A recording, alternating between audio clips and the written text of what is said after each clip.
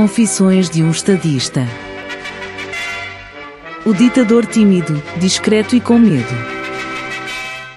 Sempre tive consciência desse cenário que se criou em volta da minha governação, pois como vocês sabem, quando assumi a presidência da República Popular de Angola ainda era muito jovem, mas apesar de ser muito jovem, nós, enquanto guerrilheiros, vínhamos de um passado sombrio, de mortes e perseguições, quer pela defensiva colonial, como internamente, as perseguições continuavam. Só por isso, surgiu o 27 de maio de 1977, que foi fruto de uma verdadeira perseguição a todos aqueles que não compactuavam com a governação do camarada Agostinho Neto. Então a minha governação não poderia ser coroada de outra forma que não fosse o medo de ser uma vítima do próprio sistema, criado por nós.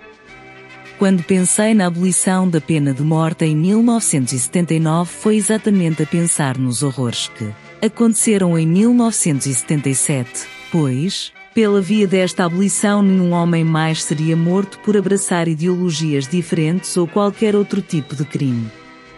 Era um cenário sombrio de guerras e perseguições e de conflitos internos. Assim, a imagem que se criou à minha volta é fruto destas questões. Enfim, tornei-me numa verdadeira presa dos mesmos próprios carrascos.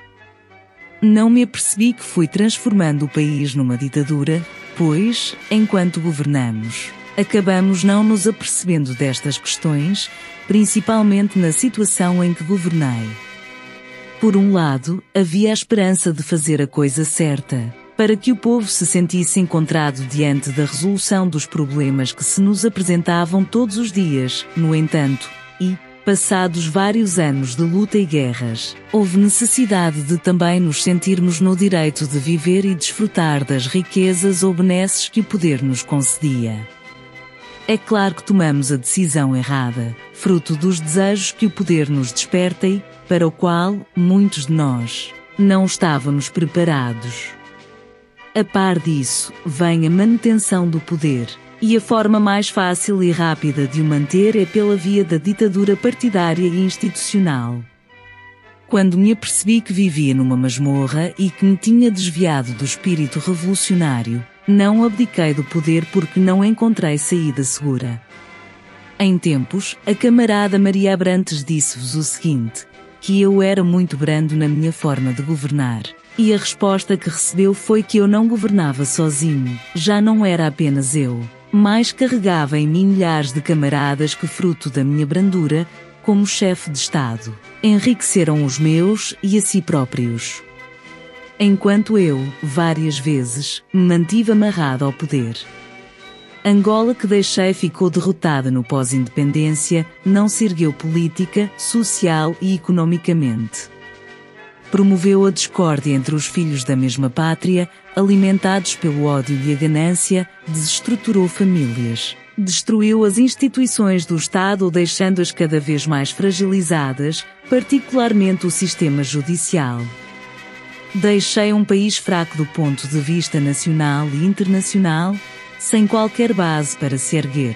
Deixei um país em que aqueles que de facto tiverem vontade para trabalhar em prol do desenvolvimento económico e social do país, encontraram fortes bloqueios por questões estruturais que foram alimentadas durante anos, causando a miséria de muitos, favorecendo um grupo restrito.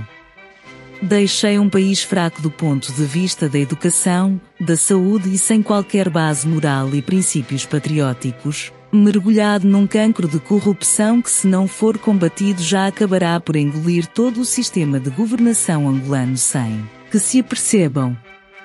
Deixei um país sem a sua verdadeira história, que em vez de promover a união entre os irmãos espalhados pelos quatro cantos das nossas terras, espalhei a discórdia, o tribalismo e a perseguição gratuita de todos aqueles que não alinharem nos interesses do partido. As riquezas tornaram-se propriedade de um grupo restrito.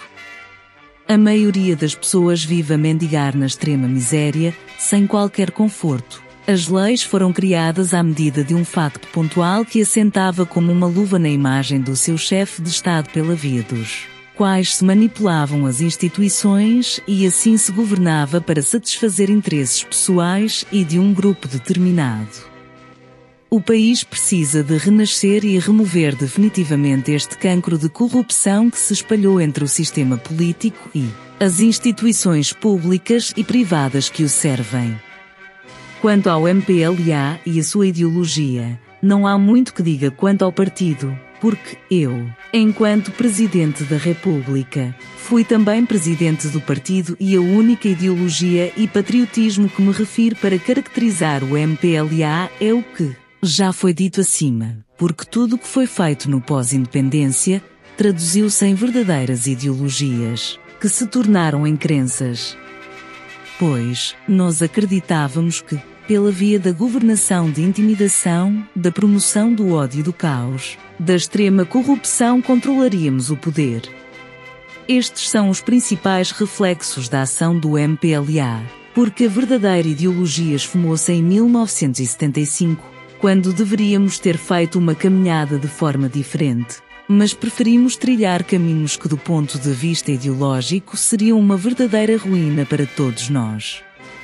Se tivesse tido a oportunidade de fazer tudo diferente, após a minha nomeação em 1979, teria promovido a união entre todos os irmãos envolvidos na luta pela independência de Angola, assim, estancaria o ódio gratuito e desnecessário que se instalou entre os movimentos que entraram no processo para a expulsão do colono. Foi pela via deste ódio gratuito que mergulhamos em guerrilhas internas, traições e desconfianças.